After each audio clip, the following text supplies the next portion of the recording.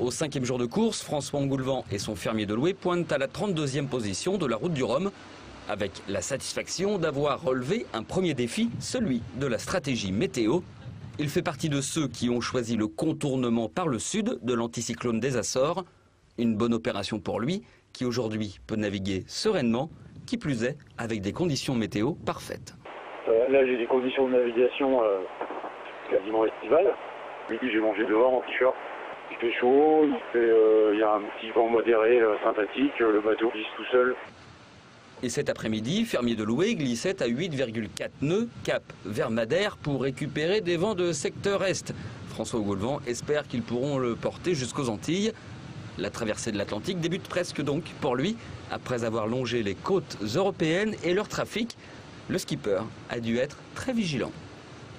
J'ai enchaîné plusieurs tranches d'une heure de sommeil à suivre, c'est-à-dire une heure, vérifier que tout va bien et qu'il n'y a pas de risque de collision, redormir une heure et ainsi de suite un maximum. Il y a eu une nuit un peu fatigante quand je décotais du Portugal parce qu'il y avait beaucoup de cargo. Et puis la nuit d'avant, il y avait aussi beaucoup de bateaux de pêche le long des côtes d'Espagne. Mais là, maintenant, il faut être vigilant encore parce que ce matin, j'ai croisé un super conteneur, on est passé pas très loin l'un de l'autre.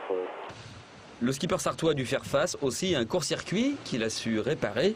Le moral regonflé après un léger découragement, il file tout droit vers son objectif.